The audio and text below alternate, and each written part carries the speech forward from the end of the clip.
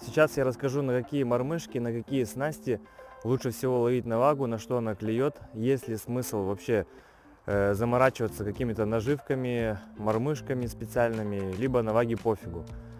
Сейчас подробнее расскажу про эту всю тему из своего опыта.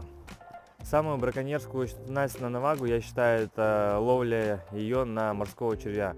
Когда наваги много, ей пофигу на что ловить, это просто лучшая снасть при небольшой глубине, когда сантиметров 15-50 сантиметров под льдом, на нее ловить просто изумительно. Тут просто одел теплые рукавицы, руки не можно, вытаскиваешь и стряхиваешь, никаких проблем, можно за час, просто ловить десятками килограмм. Это лучшая снасть при мелкой глубине и при том раскладе, что наваги очень много.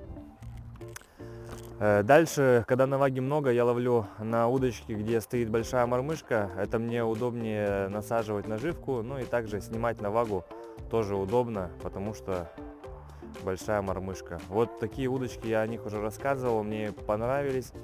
Они идут без кивка, они очень мягенькие, но есть минус, что у них слабый кончик и очень частенько ломается, поэтому вот такие вот удочки в том году я испробовал. Когда навага уже плохо попадается, ее приходится искать, она уже небольшими стаями ходит. В этом выручают вот такие вольфрамовые мормышки. Очень важная роль играет крючок, чтобы был острый. Меньше сходов, намного больше поклевок и реализации. Также в том году я попробовал вот такой вот крючок с силиконовым под опарыш, такая личинка. Очень классно на нее берет корёх, навага. Просто очень понравилась такая подсадка, как вторая. Ну и также вот такая вот махалочка, тоже с силиконовой личинкой. Я буду ее подгружать, будем пробовать. Еще не пробовал, но очень интересно, когда навага слабо клюет, постоянная игра и намного лучше поклевки, реализации. Также у меня была вот такая вот самодельная махалка, сделана мною 2 года назад.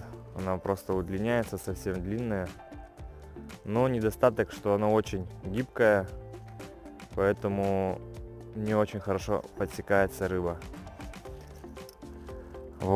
Так что, когда наваги много, ловить ее все равно на что. Главное, чтобы было удобно самому рыбаку.